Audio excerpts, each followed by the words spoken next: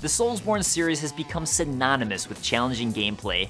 Hidetaka Miyazaki, the creator of the series, came at it with the philosophy of giving the players the feeling of reward.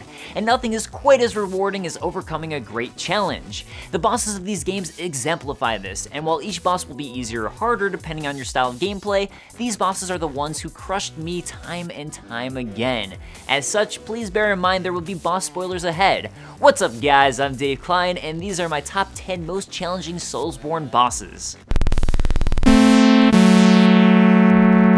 Number 10. Maneater. Demon's Souls was the first of the Soulsborne games to release, and for anyone who played it first, will probably be the game that has the most memorable and challenging bosses as you're still learning how to play the game. That said, Demon's Souls was my second Soulsborne title I played, so some of the earlier bosses weren't too challenging. That was, at least, until Maneater. Maneater starts with you only fighting one boss who is challenging enough, but partway through the fight, a second Maneater will decide to join in on the fun. And this was the point where I knew I had to step my game up. I was honestly struggling with Maneater when there was just one, but two? His quick dash attacks and ranged attacks make him difficult on his own, but dealing with two at once is just cruel. Number 9. Fume Knight. While Dark Souls 2 is probably the easiest game in the series for me, the DLC introduced some powerful bosses who were able to knock me down a few pegs. One of those was the Fume Knight. The Fume Knight is the primary boss of the Crown of the Iron King DLC and wields two swords at once, a normal blade for quick attacks and his giant Fume Ultra Greatsword.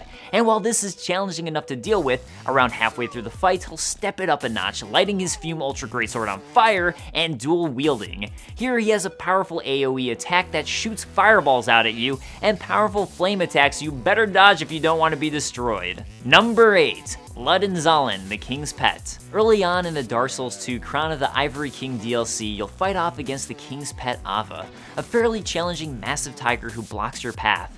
Unfortunately, the king has more pets, including Lud and Zallen. You see, partway through fighting Lud, Zallen will decide to enter the fight as well, meaning you're dealing with two of these massive tigers at once.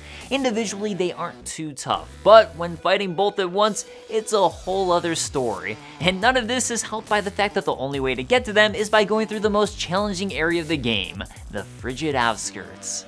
Number 7. Ornstein and SMO. Just when you begin to think you finally figured out Dark Souls 1, tackling gaping dragons and making it to the City of the Gods, Anor Londo, Dark Souls steps it up and says, "Nay, you're only at the halfway point, and you're never allowed to be cocky. It's time for the duo of Ornstein and SMO. Similar to the Maneater of Demon's Souls, the boss fight involves you fighting two enemies at once. However, with Ornstein and SMO, Ornstein is quick and will dash in to attack you with his lance, while Ornstein will slowly attempt to smash you with his powerful hammer. So the fight is a test to see how well you can balance defending against two enemies at once, while slowly getting attacks in. Of course, that's not the end of it. Defeat one, and the other will absorb the defeated ally's power, fully restoring their health and making them more powerful. When I first played Dark Souls 1, this was the first boss I questioned if I could even possibly beat, and even going back and replaying now, the duo can still spell trouble for me.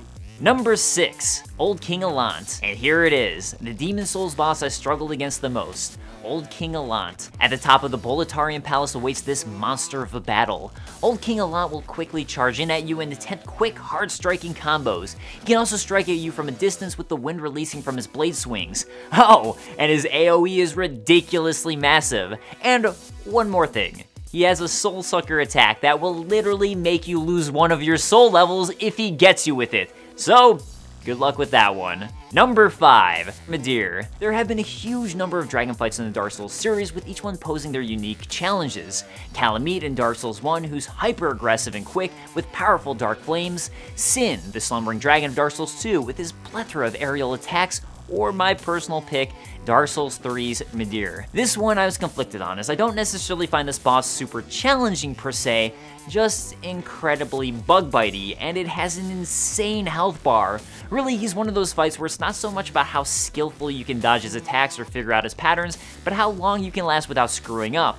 And while I don't find him nearly as much fun to fight as the aforementioned dragon bosses, I did find him to be the most challenging. Number 4. Ludwig. Bloodborne and Dark Souls 1 always bounce back and forth as to which is my personal favorite game in the Soulsborne franchise.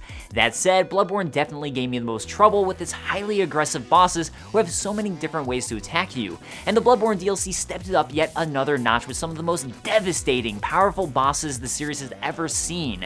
And one in particular who stands out is Ludwig the Accursed. Ludwig was the first of the Hunters of Bloodborne's Blood Church who became warped and distorted by the Great One's blood and moonlight. He's a boss who has multiple phases, with the first involving him constantly stampeding at you and jumping up in the air, then slamming down on top of you. Because he's extremely aggressive, it's hard to get hits in without getting yourself injured.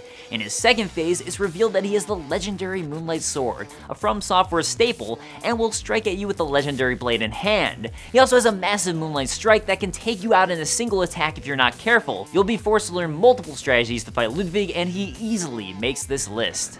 Number 3. Sister Friede. Continuing the trend of the Soulsborne DLC bringing the most challenging of bosses is Dark Souls 3's Ashes of Ariandel DLC.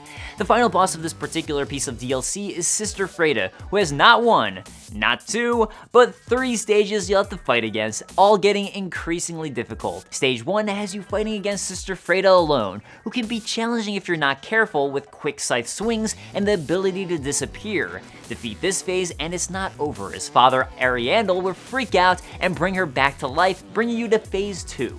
Here you'll have to fight both Father Ariandel and Friede at once. Similar to Ornstein and SMO, Father Ariandel attacks with massive hard-hitting attacks, while Friede will come at you with speed. But even with their combined defeats, you're not done yet. Sister Friede will go Super Saiyan, turning into Black Flame Friede. So get ready to continue fighting, but now with a far more challenging version of Sister Friede. And get ready to pray you still have enough Estus flasks left.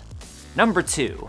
Manus. Coming back to Dark Souls 1, you had the final boss of the Torius of the Abyss DLC, and arguably the furtive pygmy himself, Manus, Father of the Abyss. Manus is extremely aggressive and will require you to master quick twitch reflexes as well as memorize the entire potential moveset in order to know when he'll strike. He'll attempt to smash at you with his giant hand, swing his staff at you, or tail whip you as you get in. He also has flurry attacks that can absolutely wreck you if you don't have enough defense. When his health bar is around halfway down, he'll only grow more powerful and begin to cast dark magic at you. Minor mistakes can easily end this battle for you, and when I did a level 6 run of Dark Souls for my personal YouTube channel, he took me 54 attempts and over 4 hours to beat.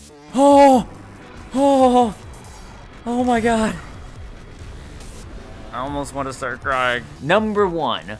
Orphan of Kos. As I mentioned earlier, Bloodborne was the Soulsborne game I found to be the most overall challenging, so it's only fitting that I would find the hardest boss of the entire franchise to be one from Bloodborne, who just happens to also be the final boss of the Old Hunters DLC, the Orphan of Kos. You are the first thing this newborn sees coming out of its dead mother, and it does not like you. Orphan is furious, aggressive, and quick, plus equipped with what I lovingly refer to as a yo-yo blade. When he throws his weapon at you, it will quickly return just like a yo-yo. Of course, getting hit by the blade in either direction will result in a quick journey to death. Around halfway through the fight, he'll only become more powerful by sprouting wings. He'll then leap around throwing AoE attacks at you and utilize his wings to bounce around the screen.